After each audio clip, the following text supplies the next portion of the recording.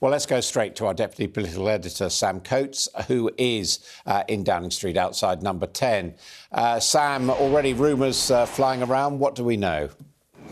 Well, we won't get confirmation until a little bit later this afternoon when we see cabinet ministers about to be appointed in post walking up the famous street. But at the moment, we're just in the slightly more gruesome phase of a cabinet reshuffle, the sackings. We don't know who it's going to be, but as we speak, Boris Johnson has returned after PMQs to his office behind the Speaker's chair, and that's where he will hold the more difficult conversations with members of his top team, some of whom will no longer be members of his top team, in the first big reshuffle of his cabinet in 18 months. So what do we expect? Well, there are rumours about all corners of the cabinet, including the great offices of state. Will Priti Patel remain Home Secretary after all the criticism of the way that the Home Office has handled the migrant boat situation, boats coming in over the channel in increasingly large numbers, with her seemingly unable to stem the flow? Will Dominic Raab remain the Foreign Secretary? The crisis in Afghanistan,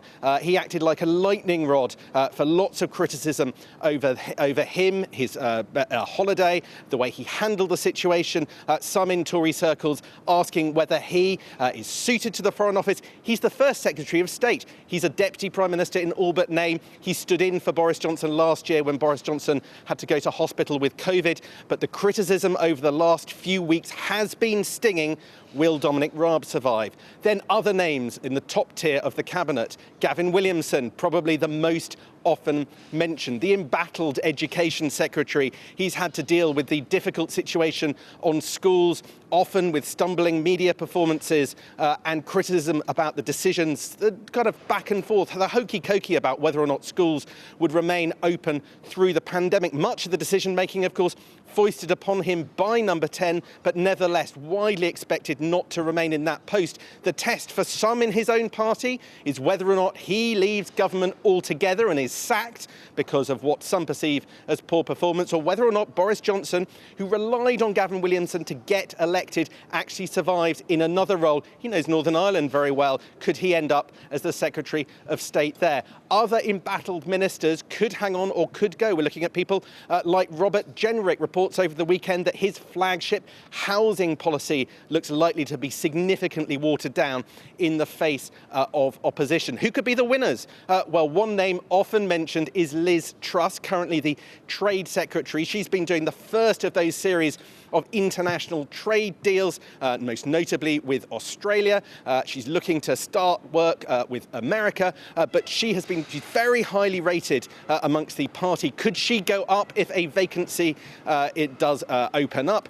That could be possibly even the Foreign Office, should Boris Johnson look kindly upon her. And then there are all sorts of other questions, most notably one of the most mercurial figures in government, Michael Gove. He is the Cabinet Office Minister, which is a minister in charge of the inner workings of government. Huge amounts of speculation, perhaps some of it driven by him and his allies, that he could end up with a big promotion in this reshuffle, maybe as Home Secretary. Certainly we hear reports that he's been sniffing around police reform and other key areas. But could Michael Gove, who famously stabbed Boris Johnson in the front in 2016, really get a big promotion at this point in time? Not least because just yesterday in Cabinet, Boris Johnson handed Michael Gove a bit of a new role, making sure that the shortages, the delays at the border, the delays with HGV drivers delivering goods to this country and the shortages on the shelves aren't going to continue to Christmas. So if Michael Gove's getting new roles as recently as yesterday, will he be moving up or will he be staying in that slightly odd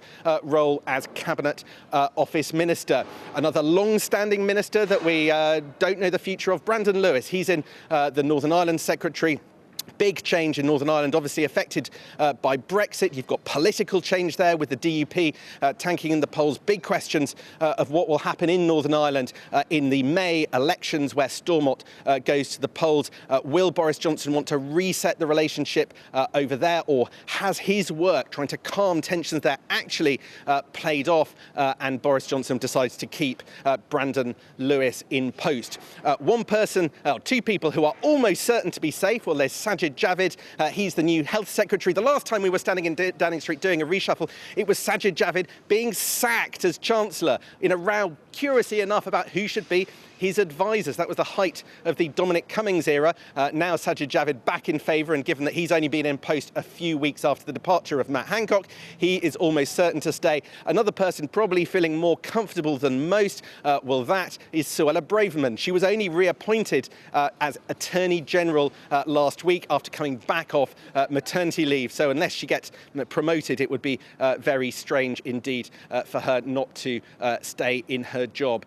There are other cabinet figures that have been the subject of some speculation, like Jacob Rees-Mogg. He's currently the Commons leader. Some had thought he might go in as number 2 in the Treasury, which of course is a cabinet level job. That could free up that Commons leader job, another alternative for Gavin Williamson. So all sorts of speculation today. The question is, what does Boris Johnson think the aim of his reshuffle is? He is in a strong position at the moment. He's just carried out long-delayed reforms to social care. He's about to have his party conference. He will have been stung by some of the criticism that his cabinet can be quite low-powered. So looking, according to that statement that you just talked about, to refresh his top team, to make it look like he's on the front foot, just at the point where the polls suggest the Conservatives are enjoying a little bit of a dip after those tax rises that he announced. So he's looking at a new cabinet in order to go forward to the next political season. Who could be the winners?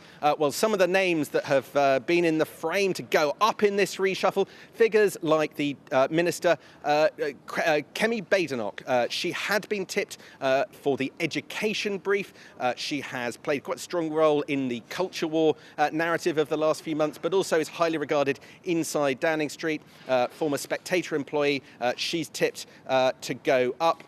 Victoria Atkins said to have impressed. She just got a little bit added to her brief, looking after Afghan refugees when they come to the UK to resettle. Another name that could go up, Oliver Dowden, is the Culture Minister. Could he, often seen as a backroom figure, actually move into a bigger brief after tending that culture, media, sport and digital role?